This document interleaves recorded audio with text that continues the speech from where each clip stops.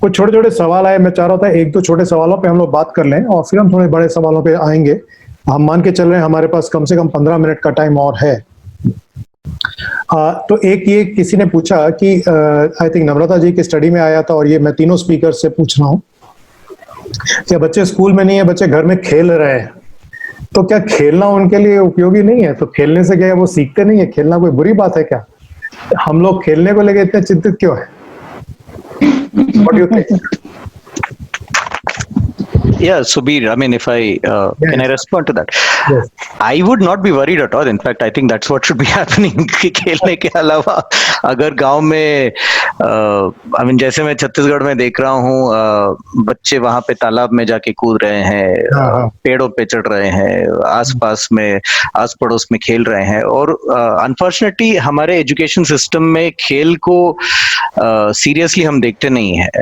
We think it's a waste of time. So हम ये सोचते नहीं कि खेल से जो जितना साइको सोशल या इमोशनल डेवलपमेंट होता है या वेलबींग होता है, और जो स्ट्रेस रिलीज होती है खेल से, एंड हमारे मैं अगर आपको कहूँ सीख प्रोग्राम के का एक तीसरा जो एक हिस्सा है, एक पिलर जिसको हम मानते हैं, मजेदार शुक्रवार उसको कहते हैं, that is the most popular. I mean, most of the activities in मजेदार शुक्रवार जो सीख प्रोग्राम में हम शेयर करते हैं डिस्ट्रिक्ट्स के साथ, वो तो अडल्ट्स भी उसमें इन्वॉल्व होता है। I mean, it's quite a delightful sight to see men and women coming out and playing, and ये सब नॉन कॉन्टैक्ट गेम्स अभी हम डिजाइन किए हैं, because contact is a problem. I think जो एजुकेशन में सबसे फंडामेंटल चीज है, कॉन्टैक्ट, ह्यूमन कॉन्टैक्ट जो है, अभी इस परिस्थिति में प्रॉब्लमैटिक है, तो इसलिए we have been designing. I think absolutely, I think right to education should come with right to play. There is no two thoughts about it. But unfortunately, we have not given it the attention that it deserves. I think as a matter of policy, अगर मैं policy makers को request करूं through this panel, through this session, please put play right up there in the revised NEP after COVID-19 settles down. Thank you. Namrata ji, you have any view on this? Oh yes, definitely. So there was, let me give you another finding vis-a-vis the same concept. There was about 39% of the households who reported that children are playing with learning supported by parents. So हम ये नहीं बोल रहे हैं कि playing in itself is problematic, but there's also a question that are they playing and also learning? And this is the whole concept of कि family can also be an area of learning, and where through play also learning can be facilitated. So how do you really reimagine the process of learning? Does it only have to be transactional from teacher to student, but can play also be a medium of learning? And that is so that's another question we asked, and we definitely, I would agree. Why should, but if the only component is if playing is happening continuously, without learning, then I think there is some component of so that's an unbalanced kind of a component. So how do you balance this whole bit about play and learning so that it can support each other? Okay, let me ask, let's go further ahead. I want to start with Abhimanyu ji and then go to the others as well on this. हम तीनों ने ये कहा कि समुदाय को जोड़ना, उन पे विश्वास करना बड़ा महत्वपूर्ण है। The problem is, जो एक दूसरे तरीके से कहा जाता, how do you rescue the oppressor from being the oppressor? यानी समस्या ये नहीं कि समुदाय को हम सिखाएं या वो तो कर ही सकते हैं बहुत कुछ, लेकिन जिनकी जिम्मेदारी है कि वो समुदाय तक पहुंचे, जो उनको जगह दें, उनको सोचने का मौका दें। डिसेंट्रलाइजेशन का मतलब है किसी को अपने आप से कुछ कम करके दूसरे के लिए छोड़ना है। So how do you encourage governments, officials, established structures and powers to share their responsibility and power with communities and others? Only then can this whole thing actually work. So any thing which has worked, जैसे I think दूसरा दशक ने तो खैर लंबे 20 साल लगा के अपने लोकल एरिया में तो काफी ऐसी चीज बनाई है कि शायद ये आसानी से कर पाए. So we learned some of that from them, how that happened. But views from all the three speakers on how to address this aspect of decentralization. Let's start with you, Mr. Singh. Thank you for that very penetrative and important question. Yeah, I think that what you're saying is correct. The power structures need not necessarily consult communities and have a participative approach. But in Rajasthan, at least, and in other states, this has been encouraged by states and other autonomous bodies, particularly Shiksha Karmi, Lok Junbish, and now Dusra Dashak. So there are ways and ways to work with the community, and to start with the community, the whole exercise of social mapping in all these projects is a very community-based uh, exercise with social activists and villagers sitting down together, visiting the homes of those who are out of school, and also trying as far as possible to connect them with the school. So the psychological, physical distance between the school and the community which could be bridged by community sensitive approaches. I think there was a very good approach. I'll just mention two things which has gone into the background. One, that was village education committees. Now there is a belief that village education committees are a substitute, and the SMCs are a substitute, and I strongly believe that that is not so, because the community element in them is quite weak, and when you entrust them only with the roles and responsibility for managing the school, the link between the community and the school automatically weakens. And what the exercises of school mapping and having a body of people who are forming the link, meeting and visiting schools as well as homes is established, we found that a lot of sensitive teachers found that very valuable. In India, unlike many other countries, I say this quite often, have not been challenged so far. The school is required. The school leadership and school management is required to show performance in school. They do not have the responsibility to get out of school children into school. वो आ गए तो आ गए, नहीं आ गए तो चलेगा. तो ये अगर जिम्मेदारी हो स्कूल की कि आप ये देखेंगे कि जो एज कोहॉर्ट है 6 से 11, 6 से 14 जो भी है, उसके कितने बच्चे हैं, वो सोशल मैपिंग, बर्थ रजिस्टर वगैरह से देखा जाता है, और उनको स्कूल से जोड़ना कैसे है, क्यों वो स्कूल में उनकी उपस्थिति नहीं है, और क्या किया जा सकता है उनको आउट ऑफ स्कूल में टाइम में और सिचुएशन में सपोर्ट करने के लिए. तो community approval, community validation comes before reporting to the authorities somewhere else. तो हमारा क्या सिस्टम क्या है कि वो वर्टिकली बस ऊपर ही ऊपर सूचना जाती रहती है, और जिस समुदाय के लिए स्कूल चलता है उसको हम भूल जाते हैं. Just 2 points come to my information. In India, we have this strange situation where we call private schools public schools. And we call public schools government schools. Once you use that terminology, there is a lot of value in using terminology. अगर आप उसको सरकारी school कहते हैं तो सरकारी school ही है. उसको आप सामुदायिक स्कूल कहिए तो सोचने में फर्क आएगा. दूसरा यह है कि स्कूल जो है 9 से 5 तक बंद हो जाता है, ताले लग जाते हैं, अंधकार में पड़ा रहता है, और हम दूसरी स्पेसेस ढूंढते रहते हैं अल्टरनेटिव लर्निंग के लिए, चाहे NFE सेंटर हो चाहे कोई. स्कूल को स्कूल आवर्स के बाद रात में बहुत सारे देश बहुत अच्छी तरह से उपयोग करते, और ये तो स्पष्ट है कि केवल स्कूल अगर एक ही एजुकेशनल फैसिलिटी है तो वो पर्याप्त नहीं है. इसलिए स्कूल की प्रेमिसेस को किस तरह से कम्युनिटी उपयोग में करे, बेझिझक, उसका हक हो, राइट हो, तो उससे भी बहुत फायदे हो सकते. Thank you. या Namrata, Seshagiri, any views? Namrata, would you like to respond? I'll come in after that. Yeah. Very quickly, I think, this whole piece of decentralization, this debate has been going on since the 73rd Constitutional Amendment Act. So, and unfortunately, I think one is we just need to ensure that the system is implemented to its core, and that the government should be held accountable to ensure that, what are the rights of the panchayats, and even the 74th Constitutional Amendment, what are the rights of the municipalities gets done in, and it's not kind of lost in this whole piece of, having other components working on. What would be also very important is we have to keep pushing this demand of ensuring decentralization of education to the government. We have to monitor whether the kind of so-called policies and programs are being implemented in the right spirit. We have to also generate evidence to show to the government and to the education department that when you engage the communities, it does show, it results in positive change. So whether we are talking about strengthening, school management coming committees or mothers groups or even so in Save the Children, our programming, we have a very strong engagement model of ensuring that children, their parents are involved in this whole process of education. So I think that demonstrated evidence needs to be re-emphasized so that they just don't become structures where they're part of a government machinery, but they're not really functional. We have to ensure they become functional, more so now with COVID, where we are again revisiting and again reinforcing the fact that, it will have to be, education cannot be driven only from one side. It will have to be community driven and community owned also. Right. Yeah, very quickly, I think एक point मैं ये कहना चाहता हूँ कि हम कानून तो बना देते हैं, नीतियां बना देते हैं, but we don't think much after that.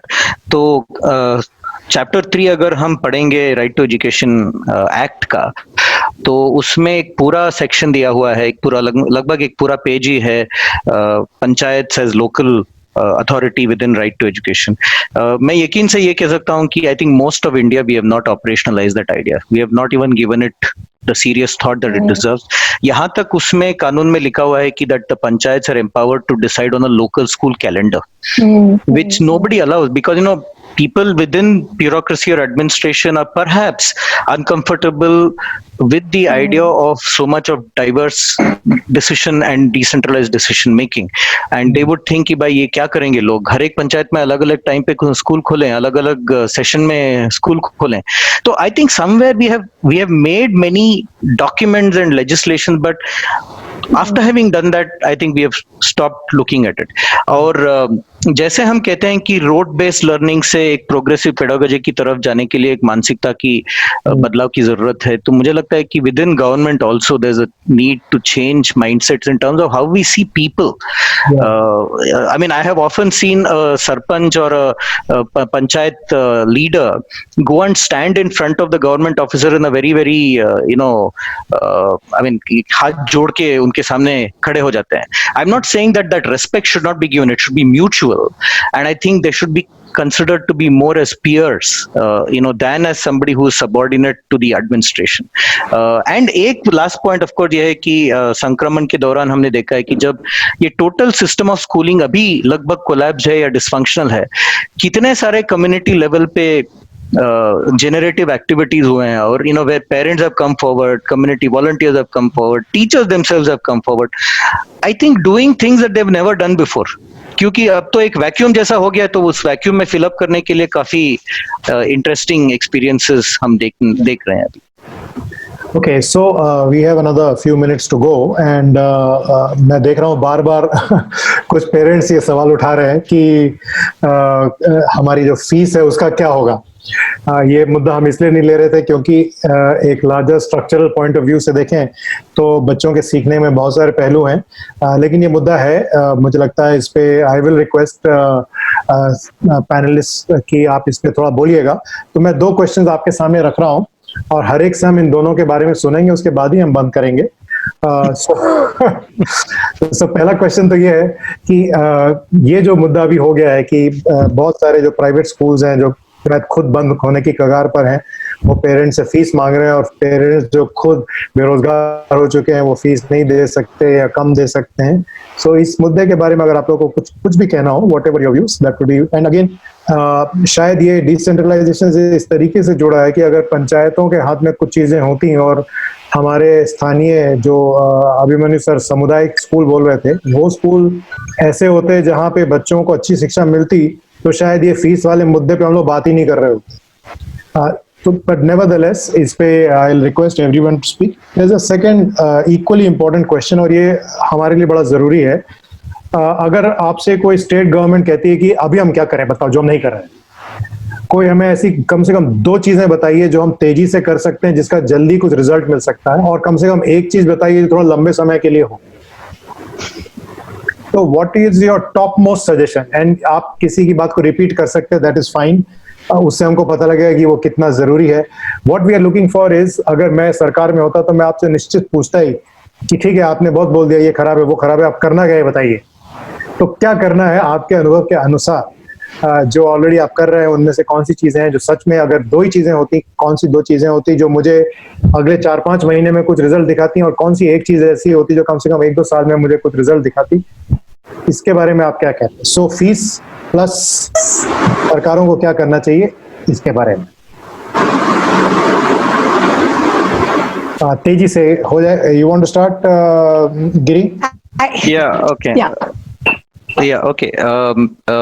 So I think I'll take the second one first because तो उसमें शायद 2-3 चीज मैं कहना चाहूंगा. एक I think डिजिटल इनइक्विटी को कैसे ब्रिज किया जा सकता है, कैसे कम किया जा सकता है, that should be a serious policy concern.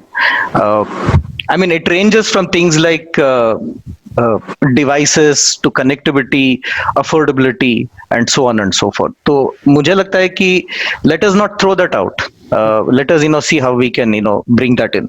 And we would want to see more of this being talked about in the national education policy than we have probably put in there at this point of time. The second one, of course, जैसे हमने कहा कि go beyond online modes and look at a range of hybrid options. Online को अपने जगह पे रखें, but non-online या offline modes जिसमें लोगों की भागीदारी है, वो कैसे सुनिश्चित किया जा सकता है, पेरेंट्स और अन्य समुदाय के सदस्य, and of course we have situated this within the larger issue of decentralization and so on. So how do you make decentralization happen is either, I think it should be a serious policy issue. The third thing, I mean, related to that is I think we should revive adult education, which has all but folded up in India. Adult educational literacy को जितना हम revive करेंगे और उसको जितना हम सशक्त बनाएंगे, जितना उसमें बल डालेंगे, उतना ही फायदा है. Because on the platform of adult education and literacy we can include a lot of child related concerns, and I really wish the government takes this up seriously and on a war footing at this point of time, and that is how you reach parents and others within the community. Now the question about it's a catch-22 situation regarding this fee paying, whether it is low budget or high budget or whatever budget schools. तो मुझे लगता है कि definitely क्योंकि एक democratic society में there is a right for people to start initiatives on their own. I mean, I definitely am not a voter कि हर एक स्कूल गवर्नमेंट का स्कूल होना चाहिए या गवर्नमेंट रन होनी चाहिए. There is a lot of agency and energy within private enterprise as well. तो उसको definitely we should do what it takes to protect it. And of course there are arguments that it is profit making and it is exploitative and so on and so forth, but can we find a midway? So when a private school is demanding some fees, can there be a negotiation rather than a confrontation or demand ki bhai kam se kam itna to dijiye so that we survive, and in the next 3 or 4 months when we open our doors, children can come smilingly back to school, और हम भी रहेंगे, हमारे teachers भी रहेंगे. Everybody is taken a hit, everybody is affected by it, but then don't shut the door on us, because we are also human beings, we also have families to run. So that would be my kind of midway kind of take on this. Great. Namrata? Yeah. So I think I've also said it in my earlier presentation. So एक जो बहुत बड़ा मुद्दा हम definitely बोलेंगे, क्योंकि अब वो एक reality हो गया है. How do you ensure कि हर बच्चा safely return हो आंगनवाड़ी सेंटर और schools में? तो इसके लिए I think सरकार जो भी कर रही है, it is very important कि they engage the civil society organizations, the parents, the panchayats to actually support in ensuring that जो let's say guidelines की भी बात हो रही है कि you ensure that safe return guidelines are being developed, and there is this directive that it will be developed only post the Ministry of Health and Family Welfare sign off. But I think it's very important there has to be a process of consultation where the inputs from the civil society organizations, parents also is there to how to ensure that these guidelines are developed so that the children can come back to Anganwadi centers and schools. So that was one. Let it not be a top-down ground kind of a thing, because there's certain merit in getting local solutions. And you would be surprised the kind of innovative and relevant solutions which parents can come up, bring up and panchayats can bring out in terms of the context specific reality. So that is one. The other bit is which we've already been talking is आपको कैसे ensure करेंगे कि continuity of all children. I'm highlighting all because I think ये बहुत कई बार जब हम लोग policy makers या हम लोग जब अपना guidelines भी बनाते हैं, we take the majority in view. We will have to start focusing on the last child and then ensure that solutions are made to ensure that the last child is not left behind. And now that is where the focus also now needs to be. So उसके लिए आप कैसे करेंगे कि उस बच्चे को दिमाग में रख के आप क्या सॉल्यूशंस बना रहे हैं. अगर वो डिजिटल इशू की बात है तो देन अगर technology is the solution, then you ensure that they have access to that infrastructure. Build it in your budgeting process. Negotiate with the government to say access to technology is a right for every family. And then so I think those are larger, it may seem a very idealistic thing, but fundamentally, why should the solutions be keeping in mind the majority and losing out on the smaller level? So how do you, and there again, I would say, a kind of a discussion like this, where we are looking at innovative community-based models, which will definitely be more time-consuming, but we have to ensure that that also gets addressed. So that's the second bit. It's difficult, but it has to be done. Without that, we're not doing justice to this whole debate. That's the second bit. Third bit is, I think, COVID has had a mammoth impact on the psychosocial and emotional health of everyone, especially children.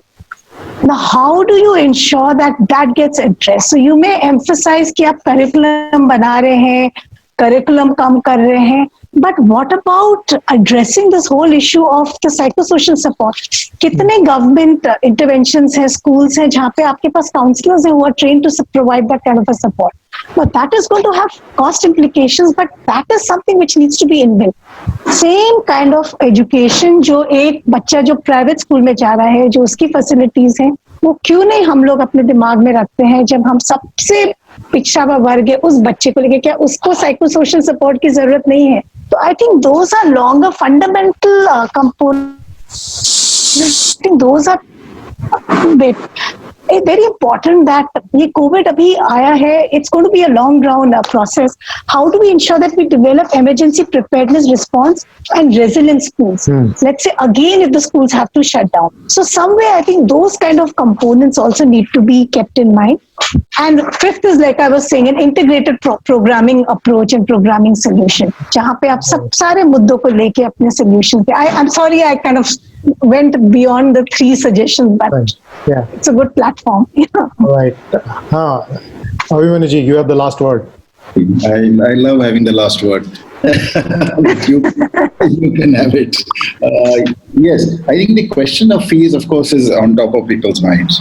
But I think we should understand it, I think, somewhat in depth.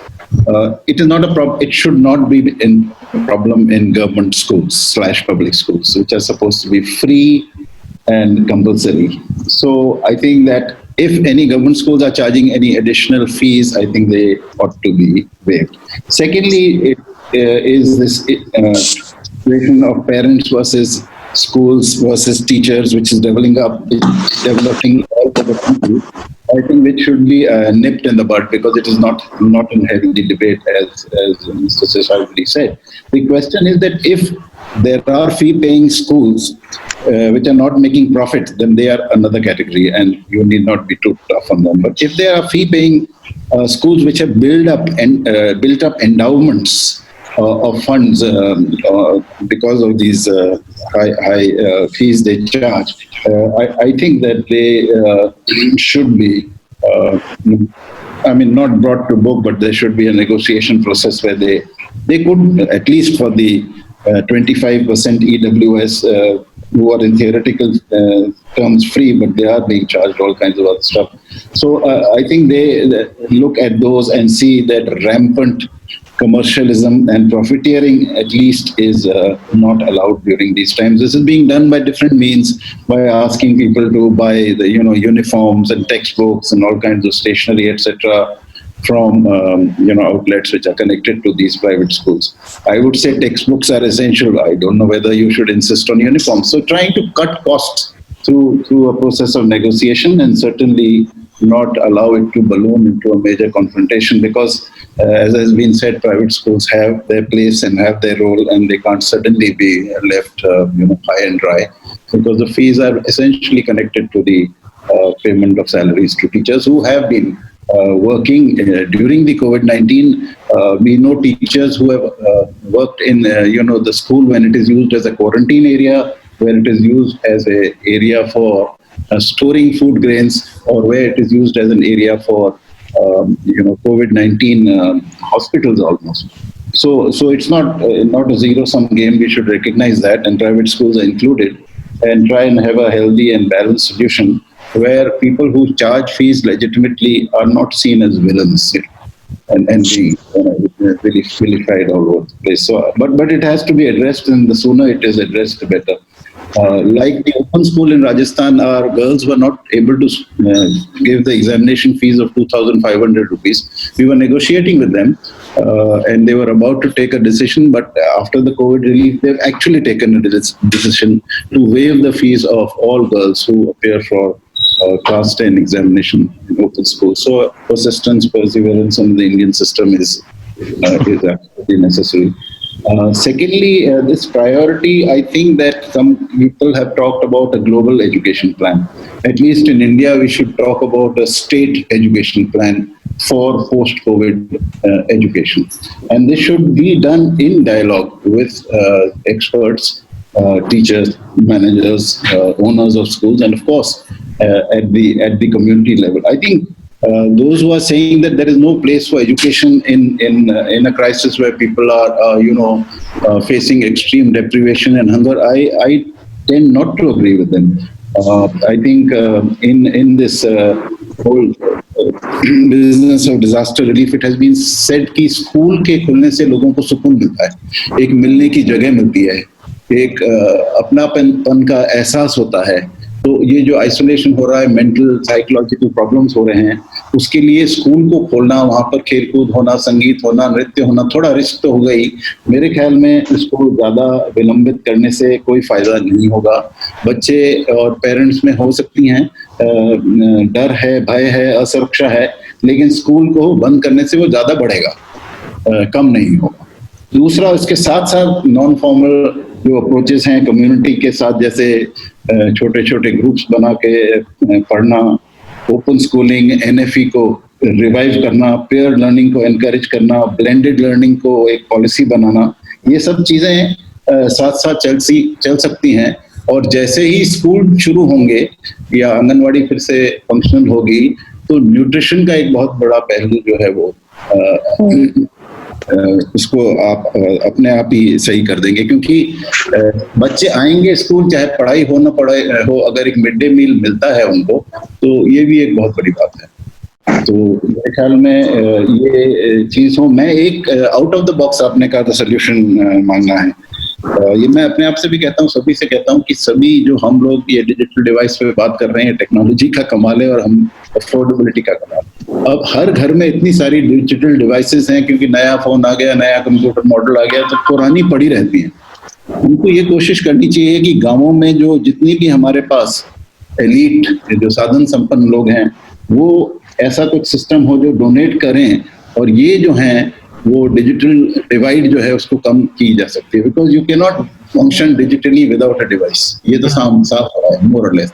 तो device कैसे उपलब्ध की जाए, Tatas ने हमारे programme में की, उसका हमने बहुत अच्छा उपयोग किया, लेकिन अभी भी वो कहते हैं बड़ा महंगा है, ये है वो है, बट कई चीजें होती है वो उस दृष्टि से आप नहीं देख सकते. लोगों को जोड़ने के लिए, उनको पढ़ाने के लिए और उनको रेलेवेंट एजुकेशन देने के लिए टेक्नोलॉजिकल डिवाइसेस के बारे में या तो हमें सब्सिडाइज डिस्ट्रीब्यूशन करना पड़ेगा. अब स्कूल में वो थे आपके जूनियर यादव, वो सबको लैपटॉप दे दिए, तो बाकी स्कूल के बाहर जो हैं वो तो दे आर विक्टिमाइज्ड ट्वाइस. एक तो स्कूलिंग में नहीं है और दूसरा उनको डिजिटल डिवाइसेस भी नहीं मिल रही. And thirdly, the three pillars, government, business, NGOs must support community. Thank you so much. Thank you. तो हम लोग अपने टाइम से थोड़ा 10 मिनट आगे बढ़ गए, लेकिन आई थिंक काफ़ी सारी चीज़ें निकली हैं। मैं एक एक चीज़ को भी दोहरा के नहीं कहने जा रहा हूँ। कुछ जो प्रमुख सारांश की तरह अगर मैं देखूं तो ये स्पष्ट है, और लोगों के कमेंट्स को भी अभी मैं ध्यान में ले रहा हूँ ये कहते हुए कि स्कूल जो है वो केवल पढ़ाई के लिए नहीं है, ये लर्निंग आउटकम्स के लिए नहीं, वहाँ बहुत कुछ और होता है। बच्चे खेलते हैं, उनको पोषाहार मिलता है, ड्रेस मिलती है, 50-100 तरह की चीजें होती हैं, समुदाय का जुड़ाव है। तो स्कूल बंद होने से केवल लर्निंग लॉस हो रहा है यही काफी नहीं है, बहुत सारे और तरह के नुकसान हो रहे हैं जो कि जिस पे फोकस करना बहुत जरूरी है। हर व्यक्ति को इसकी चिंता है, और जिनके बारे में सोचा जाता है कि ये तो गरीब है, इसकी ओर ध्यान नहीं देते, उनको भी उतनी ही चिंता जितनी किसी और। ये हमारे सामने आया कि जमीन पे 1, 2 या 3 नहीं बल्कि बहुत तरह के अलग अलग काम हो रहे हैं। सो वन, एक तो आरटी फोरम से आई विल रिक्वेस्ट कि अगर आप इनका एक कंपाइलेशन करके तेजी से शेयर कर पाएं, और खास तौर पे जो कमेंट्स में कई लोगों ने लिखा कि हम लोग ये कर रहे हैं या ये कर रहे हैं, और जैसे जो आप लोगों ने शेयर किया है, तीनों स्पीकर्स ने जो शेयर किया है उसके मटेरियल्स की मांग भी हो रही है। तो it will be very good अगर आप उनको शेयर करते हैं आरटी फोरम से, and RT forum makes them available, तो जितने भी लोग उनकी मांग कर रहे थे, यू कैन सी दैट। तो one is that there is a variety of options जो कि लोकली पॉसिबल है, पर इन सब के पीछे जो एक इम्पॉर्टेंट बात है वो ये है कि हर व्यक्ति वैसे तो कोविड से पीड़ित है, पर अगर उसको अपनी भूमिका निभाने का मौका मिले तो वो कोविड पे जीत पाने वाला व्यक्ति भी है। ये जो डिसेंट्रलाइजेशन के पीछे बार बार बात हो रही है वो ये है कि अगर हम जो अपनी जगह लोग कर सकते हैं वो करने का मौका नहीं देंगे तो ये पूरी लड़ाई हम हारने वाले हैं। तो कई बार ये जिसको कहा जाता है कि power lies in giving up power, कि हमारे लोग जिनके हाथ में अभी ये निर्णय लेने की क्षमता है वो तभी असली निर्णय ले पाएंगे जब वो उस क्षमता को दूसरों को दें। ये सबसे बड़ा निर्णय हो सकता है। सो आई थिंक इंस्टेड ऑफ एक 50 तरह के स्पेसिफिक रिकमेंडेशंस की जगह, आई थिंक ये एक सबसे महत्वपूर्ण बात है कि कैसे हम हर एक व्यक्ति को सशक्त करें कि वो अपने जगह पे, अपने स्तर पर, अपने तरीके से इसका सामना करें और इससे उभरें। So thank you so much to all the speakers. Thank you आप जितने लोगों ने अटेंड किया, जितने लोगों ने कमेंट्स दिए। कई लोगों के कमेंट्स हम ले नहीं पाए, वेरी सॉरी, ये छोटे से टाइम में इतना मुश्किल था, लेकिन कुछ हमने लिए भी। जिन्होंने बहुत हमको तंग करके कहा कि आप तो बिल्कुल ध्यान नहीं दे रहे हैं, उनकी बात हमने जरूर सुनी। आगे के लिए आपको शिक्षा मिलती है कि ऐसा किया कीजिए, जरूर भाग लीजिए। So thank you very much. So हमारी ओर से ये अभी हिस्सा पूरा। Amrish ji, if you would like to wind up, या मित्र रंजन। बहुत बहुत बहुत बहुत धन्यवाद सुधीर भाई, बहुत ही बढ़िया मॉडरेशन किया आपने इस सेशन का, और wonderfully you raise the questions, and panel members ने भी काफी अच्छे से रिस्पॉन्ड किया। और मैं समझता हूँ कि बहुत सारे इसमें इंसाइट्स भी मिली हैं ऑडियंस को कि क्या क्या इंफॉर्मेशन भी, कि क्या क्या एक्सपेरिमेंट हो रहे हैं, और बहुत कमेंट भी मैं देख रहा हूँ, लोग काफी इस पर अप्रिशिएट कर रहे हैं। तो इन सारे प्रयोगों से मिलकर के ही भारत बनता है। भारत एक विविधताओं पूर्ण देश है, विविधताओं का देश है। ये कोई मोनोटोनस सिस्टम या मोनोटोनस आइडियाज या मोनोटोनस टाइप के जो एडमिनिस्ट्रेटिव रूल्स हैं भारत में चलना नहीं है। भारत चलेगा तो अपनी डाइवर्सिटी के साथ चलेगा। तो इसलिए हम एक्सपेरिमेंट्स को भी उतना ही महत्व के साथ देखते हैं और उससे सीखने की कोशिश करते हैं। दूसरी बात यह है कि जो बात अभी उभर के आई है वो ये है कि इस दौर में जहां पर 30 करोड़ के करीब बच्चों का सवाल है, उसमें सरकार की भूमिका बहुत महत्वपूर्ण हो जाती है, और सरकार को इसमें बहुत ही प्रोएक्टिव रोल लेना पड़ेगा, और उसके लिए उसे जो एक्सपर्ट्स हैं, जो उस विषय को समझते और जानते हैं, उनसे बात करनी पड़ेगी।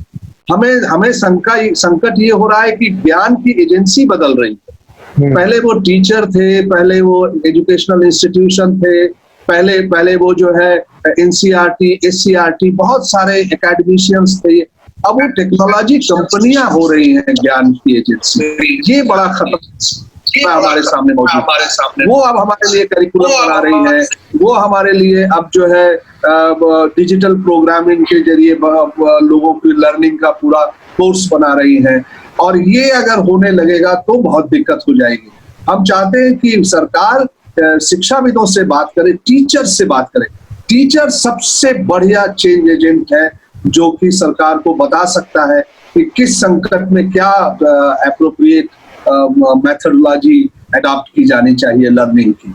वो मुझे लगता है कि इस पर तो हम सबको अपने तरीके से सरकार को ये कन्विंस करना चाहिए कि ये मल्टी मिलेनियर्स के चक्कर में, टेक्नोलॉजी कंपनीज के चक्कर में न पड़े, बल्कि जो विषय को जानते समझते हैं प्रैक्टिशनर्स से बात करें, जो जिनके पास बहुत लंबा अनुभव है, इन सब से बात करके इस संकट में लोगों को जोड़े रखने का और लर्निंग का जारी रखने का की बात करें।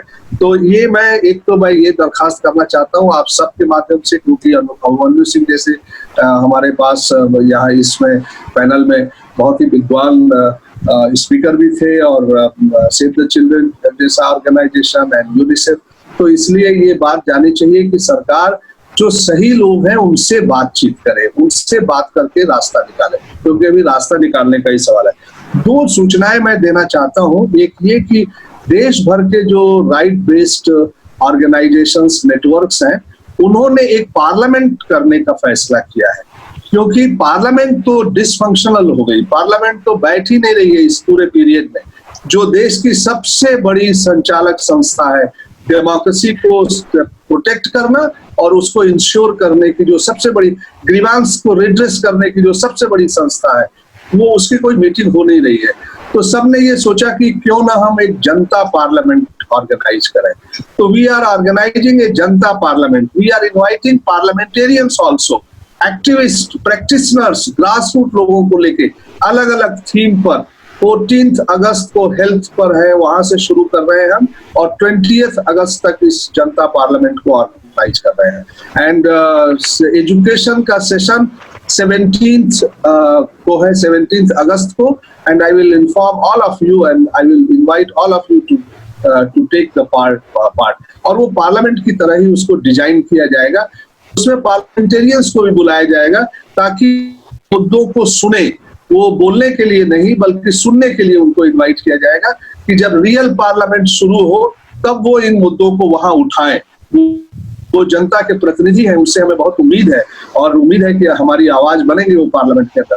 तो एक तो ये जनता पार्लियामेंट ऑर्गेनाइज की जा रही है, इसकी हम आपको हम सभी लोगों को इसकी सूचना देना चाहते हैं।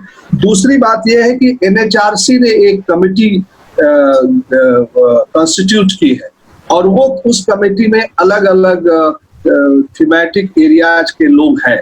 वो लोग कंप्लेंट्स कलेक्ट कर रहे हैं कि क्या वायलेशंस हो रहे हैं, राइट्स के क्या वायलेशंस हो रहे हैं। हमारे जो जैसे education is a fundamental right, we have a right to education act in place. तो अगर ये फंडामेंटल राइट है, राइट टू एजुकेशन कानून लागू है, तो वो कानून नहीं अमल में आ पाया, ये अलग विषय है, लेकिन हर बच्चे को ये कानूनी हक तो है शिक्षा हासिल करने का। तो उसके राइट्स का कैसे वायलेशन हो रहा है, इसके सवाल को लेके, या मिड डे मील का सवाल, या और जो एब्यूजेज हो रहे हैं, इन सब सवालों पर जो भी कंप्लेंट्स हो हम लोग उसे इकट्ठा कर रहे हैं। I have shared the mail of RT Forum, national.rtforum@gmail.com। उसको जितना जल्दी हो सके 31 जुलाई तक अगर भेज दें तो RT Forum will collate all these complaints and we will submit to the NHRC within the time that committee। तो ये सूचनाएं देनी थी। तीसरी बात ये कि ये प्राइवेटाइजेशन का एक बड़ा इशू जरूर हमारे देश में होता है। अभी हमने हिमाचल की एक छोटी सी खबर पढ़ी, शायद देश के और भी हिस्सों में हो रहा है। एक गरीब आदमी ने अपने परिवार की आमदनी का जो जरिया था गाय बेच दिया। क्यों बेच दिया? क्योंकि उसको अपने बच्चे के लिए स्मार्टफोन खरीदना था और स्कूल को फीस देनी थी। मतलब कि शिक्षा उसके बच्चे के लिए इतनी जरूरी है कि आमदनी का जो साधन एकमात्र गाय थी, जिसके दूध के जरिए वो इकट्ठा करता था, अपने परिवार को चलाता, उसको बेच दिया उसने। तो एक प्राइवेटाइजेशन और कमर्शियलाइजेशन का एक बड़ा खतरा है इस देश में। कि ये धीरे धीरे अगर बढ़ गया, 50% बच्चे जो जा रहे हैं प्राइवेट स्कूल और प्राइवेटाइजेशन और कमर्शियलाइजेशन बड़े पैमाने, बहुत सारे फाउंडेशन एचआरडी के इर्द गिर्द घूमने लगे हैं। तो ये एक बड़ा खतरा है प्राइवेटाइजेशन। और डिजिटलाइजेशन भी कहीं अगर प्राइवेटाइजेशन को ही इंक्रीज करने का साधन बन जाएगा तो और खतरनाक बात हो जाएगी। तो ये सब बातें हैं और बहुत ही मुझे अच्छा लगा कि ये बड़ा ही रिच और बड़ा ही कॉम्प्रिहेंसिव सेशन था। और सभी स्पीकर्स को, अभिमन्यु जी को, नम्रता जी को, शेषागिरी जी को और आपको, you are the key person there, तो आप सबको बहुत बहुत धन्यवाद और ऑडियंस को भी बहुत बहुत धन्यवाद। बहुत ही एमिनेंट लोग भी इस सभा को सुन रहे थे, इसमें शामिल थे बहुत सारे शिक्षाविद, activist. Just I am looking seeing Venkat Reddy also here. So बहुत सारे लोग, जॉन कुरियन, प्रोफेसर गोविंदा, बहुत सारे लोग, नलिनी जुनेजा, बहुत सारे लोग इसमें शामिल थे, शांता जी भी शामिल थे। तो आप सबको बहुत बहुत धन्यवाद। Thank you for rich discussion. Thank you सबको, नमस्कार, धन्यवाद।